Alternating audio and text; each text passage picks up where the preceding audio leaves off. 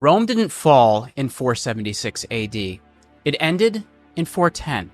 The empire just spent 66 years pretending it hadn't. Most history wants to count the years of decline for you. The question I keep coming back to on this channel is different. I want to know what people stop believing, because that's the clock that actually matters. The standard story gives you Alaric, swords, 3 days of fire, a military event, brief, contained. And that's true. That's also not the story. For 800 years, Rome had been militarily inviolate. Not because the Salarian Gate couldn't be broken, because no one believed it could. On August 24th, 410, it opened from the inside. Stilicho, Rome's master general, had been executed 2 years before.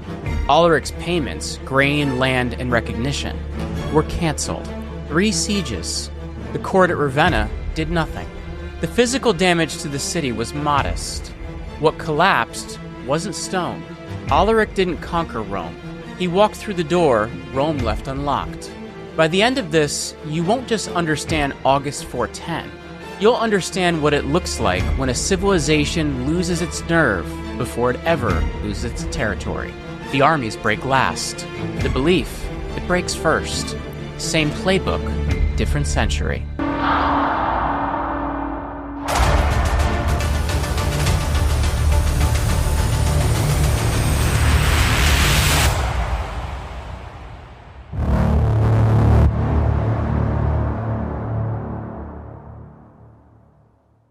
Welcome back to Hidden Forces in History. I'm your host, Jeremy Ryan Slate, the CEO of Command Your Brand, and you can check us out over at commandyourbrand.com. Now, our story. Before any of August 410 makes sense, you have to understand the man whose death made it inevitable. His name was Stilicho, and by the time the Emperor Honorius had him killed, he'd spent 20 years being the single reason the Western Empire still worked at all. He was the son of a Vandal cavalry officer and a Roman noblewoman, so half barbarian by blood, but completely Roman in terms of how he operated inside the system. He'd married the adopted niece of the Emperor Theodosius. His own daughter had married Honorius, and in every way, that actually mattered, who he was in the empire. And I mean that in the most literal, operational sense, not as the kind of flattery the court poets traded in. Stilicho ran the army. He negotiated the subsidies. He held together this impossible balancing act of a Western empire that had been running a military shortfall for 60 years. There just weren't enough Roman-born soldiers left to hold the frontier, which meant leaning more and more on Germanic federati, which in turn meant you needed somebody who could speak both languages at once. This is the problem Peter Heather keeps coming back to in his work on the fall of the West. By this point, Rome couldn't find enough of its own men, so it was running its borders on Germanic manpower it didn't fully control. And Stilicho could speak both of those languages, because he'd grown up right where they met. So he understood who Alaric actually was. This Visigothic king who'd been pressing on the Italian frontier from around 401 and onward had once been a Roman general himself. He'd commanded Visigothic troops under Theodosius.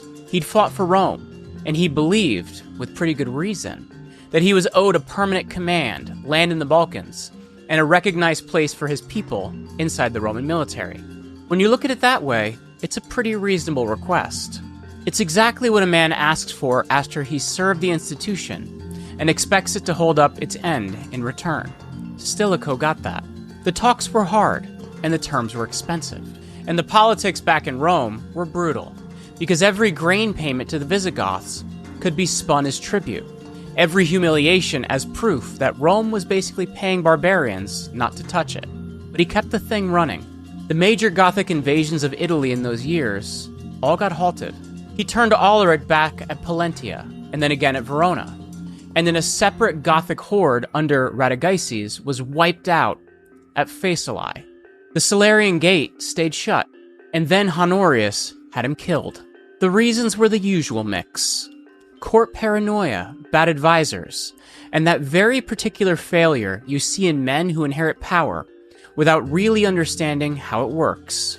Honorius was 23 in 408, and he was governing from Ravenna, a city he'd picked specifically because the marshes around it made it easy to defend. which honestly tells you everything about how he saw the empire he was supposedly running. He'd been told by men who wanted Stilicho's job that Stilicho was cutting a private deal with Alaric, that he meant to put his own son on the throne using the Visigoths. There's no real evidence that any of that was true. What was true is that Stilicho was the most powerful man in the West, and powerful men attract accusations of ambition about the way marshland attracts mosquitoes. So on August 22nd, 408, almost exactly 2 years before Alaric would come through the Salarian Gate, Stilicho was arrested in Ravenna, marched outside the walls, and executed. It happened without a trial and without any formal charge. The emperor simply issued a decree, and it was done.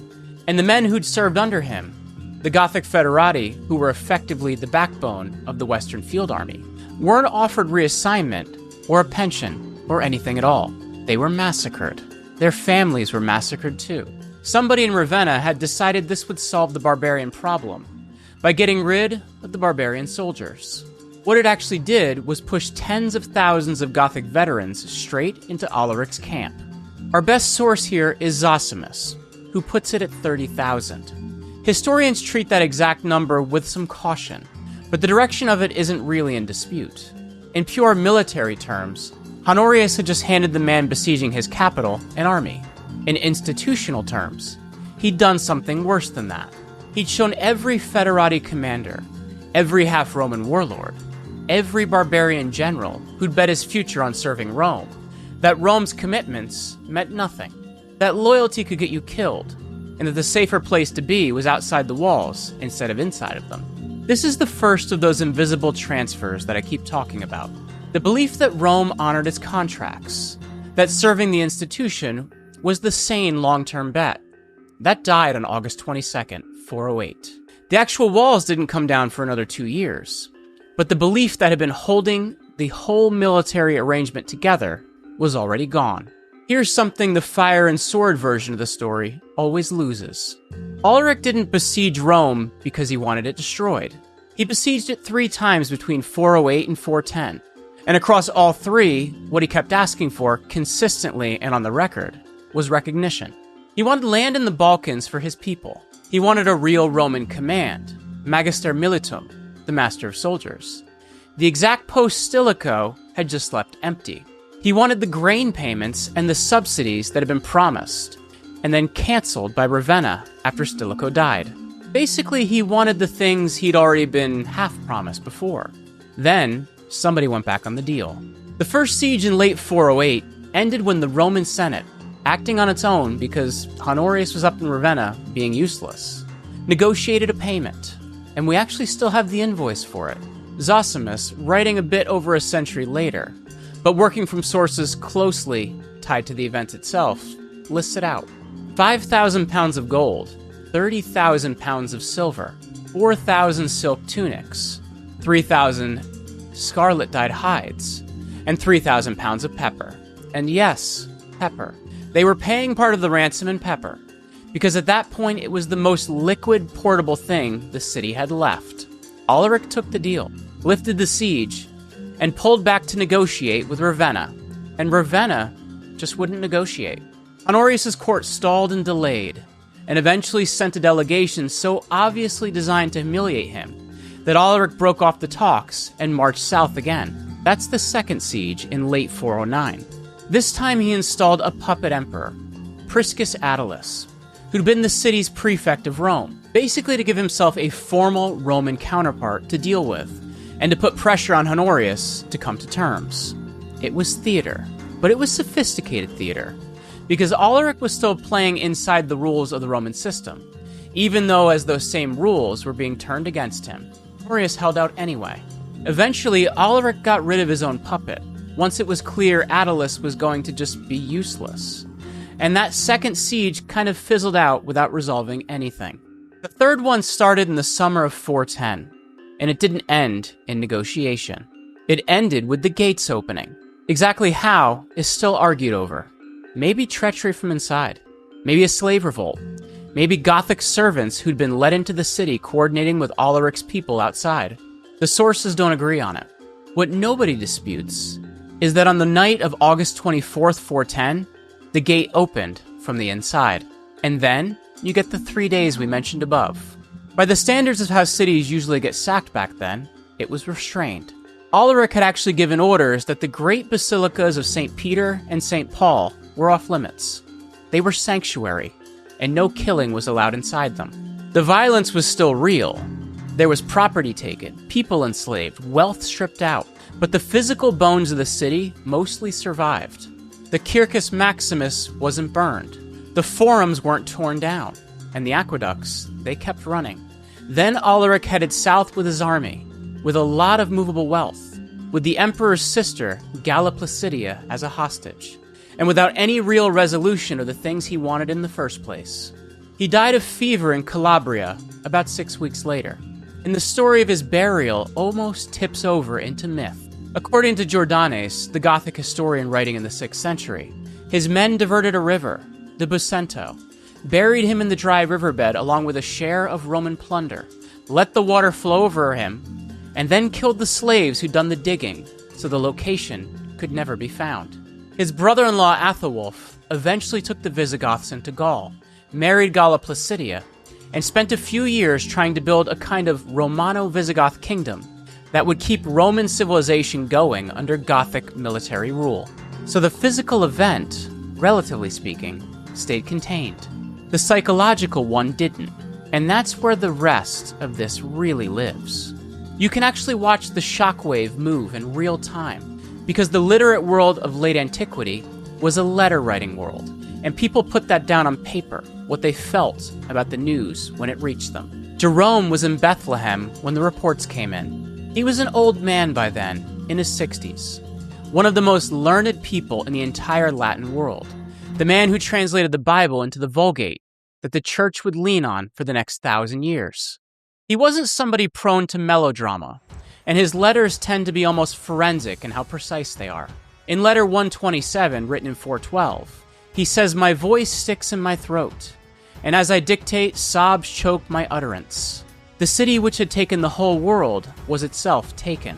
And what makes that line matter isn't really the emotion in it, it's the logic underneath it. Jerome saw the theological problem right away. Rome had taken the whole world. It was the eternal city, and its permanence wasn't just a political fact. It was supposed to be the kind of a divine guarantee. Under the old religion, Rome was protected by the gods, and its survival proved they favored it. Under Christianity, it became the seat of the church, the capital of Christendom, the vessel God was working through in history. So if Rome could fall, which god had failed? That's the question Jerome couldn't get past in 412.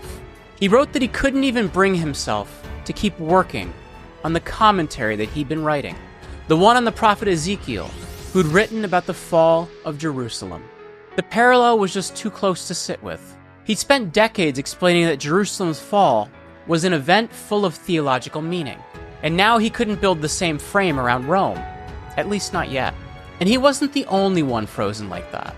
Across the Mediterranean, the surviving letters show you a world going through what we'd call a legitimacy crisis. The armies were still out there, still working in the provinces, still defending the frontiers in the name of Rome. But the authority behind those armies had quietly depended, in a way almost no one had said out loud, on the assumption that Rome itself simply couldn't be touched. The pagans got out in front with an explanation, because they already had one ready to go. Rome had been protected for 800 years by the old gods, by the Capitoline Triad, the Vestal Virgins, the whole ritual calendar that kept going the divine bargain since the days of the Republic. And Christianity had dismantled all of it. Theodosius had shut the temples in 391, and the Vestal Virgins had been disbanded. The old rites and old sacrifices and forms of protection had been outlawed and pushed underground. Now, 19 years later, the city had fallen. That pagan argument had a serious intellectual position, not some fringe thing, and it carried real weight because it had one thing that tends to win arguments in a crisis, which is a clean cause and effect. The old protection gets removed, the new god fails to protect, and the timing alone seems to prove the point. And the Christian intellectual establishment, for the moment, had nothing to say back. To really get why the theological side of this wasn't some side issue, you have to understand what the word Rome even meant as an idea in 410, because that was the whole question. For about a century, the empire had been officially Christian. The emperor was Christian, the court was Christian, the army swore its oath in a Christian frame, and the legitimacy of imperial power had increasingly been explained in Christian terms. The emperor as God's man on earth, the empire as the vehicle of providence. Rome's success treated as proof that God favored the right religion. And that was the working doctrine of the whole order, not just pious talk. It was how Theodosius had justified stamping out the old religion, how the church had justified piling up property and legal privilege, how bishops had turned into power brokers inside provincial government. The entire setup of the late empire rested on this claim, and Rome and Christianity were lined up together. That God favored Rome, that the eternal city was the earthly shape of divine order. And August 24th, 410, did more than just challenge that claim. It falsified it. If God favored Rome, Rome doesn't get sacked. And if Rome did get sacked, then either God didn't favor Rome, or Rome wasn't what everyone thought it was, or God was indifferent, or there was no God at all, or the pagans were right, and Christians had stripped the city of the protection that had actually been keeping it safe. Every one of those branches was a catastrophe for somebody. The pagans grabbed the last one, and they pushed hard. Brutalist Nathamethus, a Gallic aristocrat writing in 417, was still making the case openly that Rome's troubles came straight out of Christian mishandling of the relationship with the divine. So the Christian thinkers needed an answer that was rigorous, historically serious, and somehow able to rebuild a whole sense of meaning around the very event that looked like it had destroyed that sense of meaning. And one man actually built it. Augustine was 56 when Rome was sacked. He was the bishop of Hippo Regius, a decent-sized port city in what is now Algeria. He'd been a bishop for 14 years, and he was already the sharpest theological mind in the Latin Church. When word of the sack reached North Africa, he was already taking in refugees. The wealthy families in Rome, the senators and aristocrats and the literate class, had been streaming out of Italy for months before the sack, and kept coming in even bigger numbers afterward. Some of them ended up in Hippo, and they showed up carrying the question he recognized as existential, which was, if Rome can fall, then what holds? He started writing The City of God, De Civite Dei, in 413, and finished it in 426. 22 books, somewhere between 400,000 and 500,000 words. And it's far more than a book of consolation. It's a complete rebuilding of the entire logic of Christian civilization, written specifically to make the fall of Rome theologically beside the point. Stripped down to how it works, the argument goes like this. There are two cities, the city of God and the city of man. The city of God is eternal and transcendent, defined by the love of God over love of self. And the city of man is temporary and corrupt, defined by the reverse. Rome had always been part of the city of man, the same as every other earthly power. There was nothing uniquely evil about it. All worldly orders belong to that category, and their rising and falling doesn't prove anything theologically in either direction. Empires come, empires go. God's purposes move through history, but they don't depend on the survival of any one political form. So Rome didn't fall because God walked away from it. Rome fell because earthly cities always eventually fall. And the people who'd built their whole sense of meaning on the permanence of an earthly institution had been building on sand. The eternal city was never going to be Rome. It was never Rome in the first place. And anyone who thought that had just made a category error. This is a very sophisticated institutional argument, wearing theological clothes. And it really helps to read it that way. Underneath the theology, what Augustine was doing was building a new load-bearing structure to replace the one that had just collapsed. He was putting together the frame that would let the institutional church outlive the Western Empire, carry its way of operating into the kingdoms that came after, and hold on to a sense of legitimacy and authority that no longer leaned on Rome being there at all. He was, in effect, future-proofing Christianity for a world without Rome in it, and he pulled it off in 16 years, between 413 and 426, while he was also running a diocese, fighting the Donatist schism, going up against Pelagianism, handling a constant flow of refugees, and watching the Western Empire come apart province by province. He died in 430 during the Vandal siege of Hippo, with the sound of siege engines reportedly carrying all the way to his deathbed. The very thing he'd spent his life describing, the fall of an earthly city, showed up at his own door in his final weeks. His biographer Posidonius, who knew him personally and wrote the life not long after, says he wept through those last months, less from fear of any death and more from grief over what was bearing down on the people in his care. He'd built the intellectual scaffolding for a post-Roman world, and he didn't live to see anyone actually live inside it, though eventually they did. Here's the part that makes 410 genuinely hard to see clearly from the outside. The Western Roman Empire did not end in 410.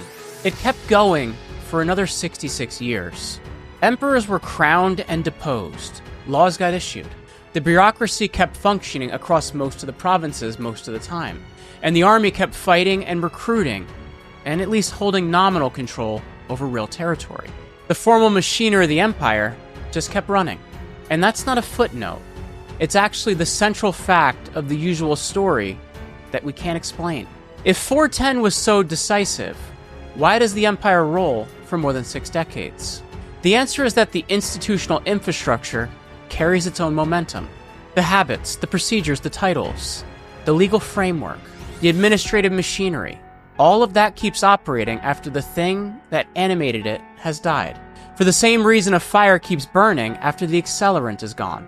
It burns down, it just takes time. The emperors who came after Honorius, and there's a long line of them, Valentinian III, Petronius Maximus, Avidius, Majorian, Libius Severus, Athamas, Julius Nepos, Romulus Augustulus, they all governed a shrinking territory with shrinking resources, fighting the exact same structural problems that Stilicho had been holding together. Not enough soldiers, too much frontier, and too much dependence on Germanic commanders, who were starting to realize that the power to make an emperor was worth more than the title itself. Aetius, the one his admirers called the last of the Romans, spent the 430s and 440s running essentially the same diplomatic and military balancing act Stilicho had run. And he was also killed by his own emperor, Valentinian III in 454, in a throne room by Valentinian's own hand, because the emperor was afraid of him. So you get the same thing happening all over again. The emperor fears the competent general more than he fears the barbarians. The competent general gets eliminated, and then nobody's managing the barbarians anymore. Within a year of killing Aetius, Valentinian III was assassinated. And that same year, 455, the Vandals sacked Rome. This was a far uglier thing than the restrained 3-day Visigothic sack. It ran for 14 days. It was more thorough. There were no special orders protecting the basilicas. And Genseric loaded his ships with everything that could be moved and sailed back to Carthage. By that point, the shock just landed differently, more like an administrative incident than the end of the world. The belief was already gone, and what was left was mostly paperwork. Then on September 4th, 476, Odoacer, a Germanic warlord who'd been running the Western Field Army, deposed the last Western emperor, Romulus Augustulus, a teenage boy who'd been on the throne for 10 months, and he sent him off to a comfortable exile down in Campania. And Odoacer didn't even declare himself emperor. He shipped the imperial regalia off to Constantinople and asked for the title of patrician, a senior Roman military rank, plus the governance of Italy, and he got it. The Eastern Emperor Zeno, who needed somebody to run Italy while Constantinople dealt with its own crisis, granted it. So the formal end of the Western Empire was basically a paperwork request, accepted without a fight, and witnessed by nobody in particular. The empire had survived Hannibal, civil wars, plague, the convulsions of the crisis of the 3rd century, and ended with a letter with a polite agreement about titles. Because the real ending had already happened 66 years earlier, the moment the Salarian Gate opened, and the belief that made the whole thing function walked out with it. There's one person in all of this who seems to understand exactly what was happening while it was happening, and acted on it. He doesn't get nearly enough attention in the standard version. Galla Placidia was Honorius' sister, a daughter of Theodosius, half-sister to the Eastern Emperor Arcadius, about as dynastically central as a woman in the Western Empire could be. She was in Rome when Alaric sacked it, and she was taken as a hostage when the Visigoths pulled out. She spent 3 years with them, and she was treated as what she actually was, a diplomatic asset rather than a prisoner in any degrading sense. She traveled with Athelwulf, Alaric's successor, through Italy and Gaul, and in 411 she married him, and it was willingly by most accounts. The sources that later tried to paint this as coercion are working backward from a need to protect her imperial dignity, not describing what really happened. And at this point, Athelwulf was trying to build something he actually spelled out in words. Words we have because Orosius preserved them, claiming to have heard the speech reported firsthand. He come to believe the barbarian peoples were too unruly to replace Rome with an order of their own. So what he wanted instead was to restore Rome through Gothic military power, be the kind of general Stilicho had been, except openly Gothic rather than half denying a Vandal background. He named his son, born in Barcelona in 415, Theodosius, about the most Roman name available. The boy died in infancy. Ethelwulf was assassinated by his own men only a few months after that. Galla Placidia got sent back to Ravenna in a diplomatic exchange. She eventually married a Roman general named Constantius, became an empress, and spent the 420s and 430s as the most effective political operator in the Western Empire, regent for her son, who was the same Valentinian III who'd later killed Aetius. What she'd understood out of all 3 years with the Visigoths was that the whole divide between Roman and barbarian had already collapsed. Ethelwulf's Gothic commanders were wearing Roman military insignia, using Roman administrative forms, arguing about Roman theology, and wanting Roman titles. The distinction the court in Ravenna was still trying to maintain, the civilized inside against the barbarian outside, was already fiction. The Visigoths were the system's own military apparatus by this point, operating with less and less formal acknowledgement of that point, not some force sitting outside it. By 415, the thing actually holding the empire together had nothing to do with the Danube or the Rhine. The real walls were the institutional fictions that kept everyone pretending that the old categories still meant something. Galla Placidia had seen both sides of the wall close. She spent the rest of her career managing the fiction skillfully enough to buy the empire another generation. So this is the Season 2 argument, all the way through. What we've been doing all season is tracking how power actually moves inside an institution.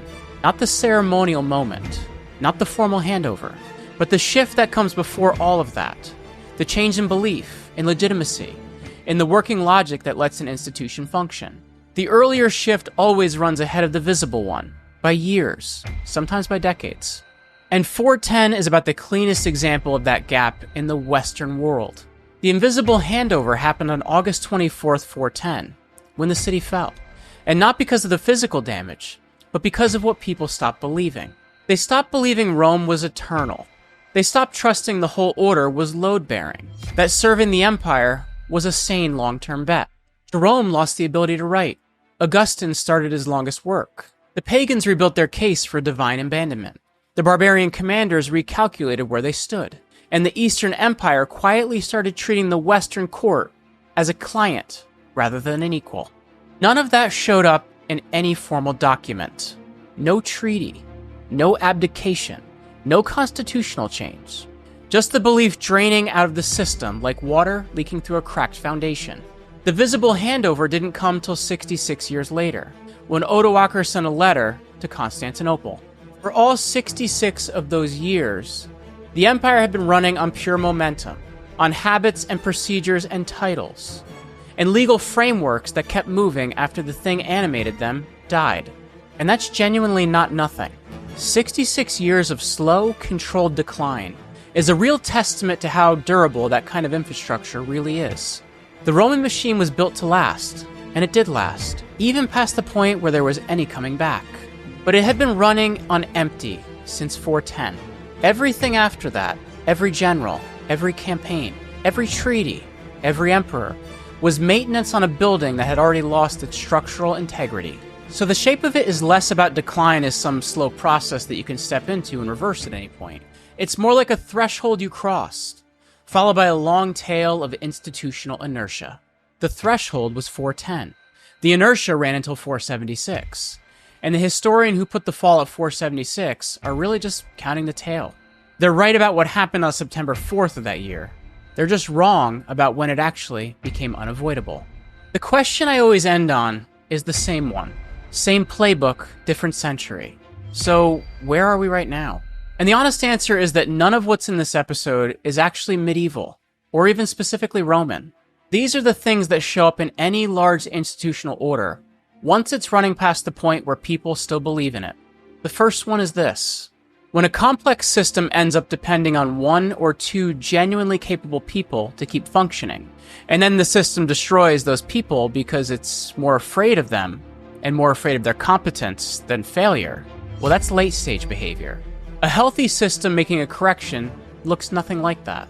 What you're actually watching is a system that started to optimize for the survival of the least of its capable members. Stilicho wasn't some singular genius.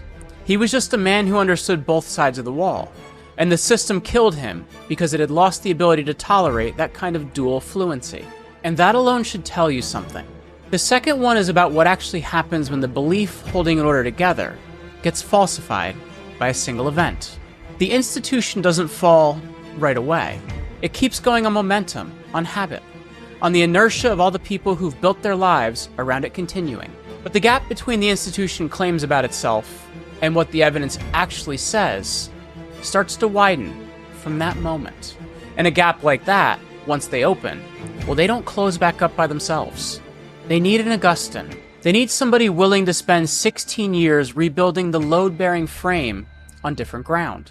Somebody willing to say the eternal city was never Rome. So stop staking your sense of permanence on something that was never going to be permanent. Augustine's answer was theological, but the move underneath it was institutional. He cut the church's legitimacy loose from the survival of the empire and built something that could outlast the political order it had been living inside. And there's nothing medieval about that move.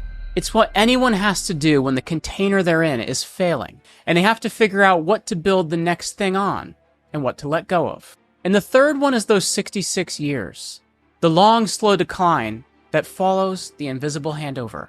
And this is the one I find genuinely dangerous, because it's the one that generates the most false hope. If the institution keeps working, if the mail still runs and the courts still sit, and the currency still circulates, it gets very easy to decide the crisis passed, and the system corrected itself, that the alarm was overblown. What Rome shows you in the infrastructure can keep coasting on momentum for an entire human lifetime after the belief underneath it is gone. The kids born in 410 grew up inside a functioning, if shrinking, Roman world. Their kids were the ones who saw it end. That gap between the invisible handover and the visible one stretched long enough for 2 whole generations to live their entire lives inside it, in a world that looked like it was holding together, and it just wasn't. And I wouldn't take that as reassurance. If anything, that long gap is a warning, because by the time people stop believing the system holds, it's already failed. The formal collapse afterwards is just bookkeeping. The armies are always the last thing to break. What goes first is the belief. This has been Hidden Forces in History. I'm Jeremy Ryan Slate. Please like this video, leave us a comment, and smash that subscribe button if you want more Hidden Forces in History. This is the end of Season 2. We're moving on to Season 3 and looking at great power dynasties. We're going to be looking at the Wars of the Roses in the start of Season 3. We have a great guest, the medieval scholar from X. So I look forward to seeing you in our next season.